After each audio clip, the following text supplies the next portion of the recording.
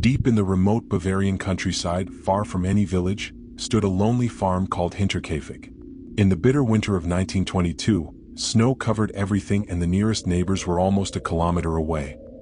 The farm had no electricity, no telephone, and the only sounds at night were the wind through the trees and the animals in the barn.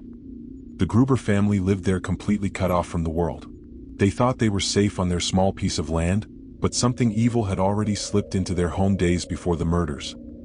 Nobody in the quiet German countryside could imagine the horror that was about to unfold in this isolated place. For almost a week before the killings, the family started noticing terrifying signs that someone was living with them.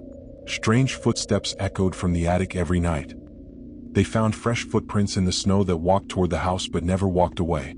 The previous maid had run away weeks earlier, screaming that the farm was haunted and that someone was hiding in the attic. Even the family dog refused to go near the barn and barked wildly at nothing. Andreas Gruber, the head of the house, went up to the attic with a gun but found nothing. The family felt constantly watched. They locked the doors tighter but they never left the farm. These warnings were real. The killer was already hiding there, waiting for the perfect moment. The 6 people living on the farm were a typical Bavarian farming family. Andreas Gruber was 63 years old, a tough and sometimes violent farmer. His wife Kazilia was 72.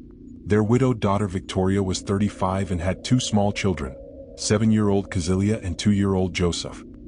The family had just welcomed a new maid, 44-year-old Maria Baumgartner, who arrived on March 31, 1922, the very day the murders would happen. Maria had brought her own suitcase and was excited to start her new job. None of them knew that this would be their last night alive. They went to bed as usual, completely unaware that the person who would kill them was already inside the house. On the night of March 31, 1922, the killer quietly moved through the dark farmhouse. He used a heavy mattock, a tool normally used for digging on the farm. One by one he attacked the sleeping family with brutal force, striking each person in the head many times. He first killed the 4 adults and the older girl in the barn, then went back inside and murdered the new maid and little Joseph in their beds. The killings were savage and personal. After everyone was dead, the killer did not run away. Instead, he stayed on the farm for the next 4 days. He milked the cows, fed the animals, cooked food in the kitchen, and even slept in the attic right above the bodies. He lived among the corpses as if the house now belonged to him. 4 days later, on April 4th, neighbors finally became worried because no one from the Gruber family had been seen in town. A small group walked to the farm to check. What they found was one of the most horrifying crime scenes in German history. 5 bodies were stacked neatly in the barn like firewood. Inside the house, the new maid and little Joseph were still in their beds. Blood was everywhere, but the killer had taken his time. The windows were covered, the animals were cared for, and there were signs that someone had been living normally in the house the whole time.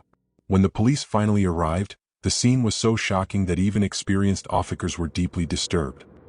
More than 100 years have passed, yet the Hinterkaifeck murders remain completely unsolved. The police investigated dozens of suspects, including jealous neighbors, a possible robber, and even people connected to the family. They found footprints, a bloody mattock, and many clues, but in 1922 there was no DNA testing, no fingerprints database, and no modern forensics. Every lead went cold. The old farmhouse was eventually torn down, but the mystery never died. To this day, people still debate who the killer really was and why he stayed for days after the murders.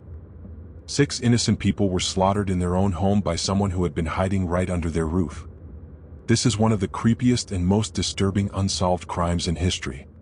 What do you think really happened at Hinterkaifeck? Was the killer someone the family knew or a complete stranger? Drop your theory in the comments.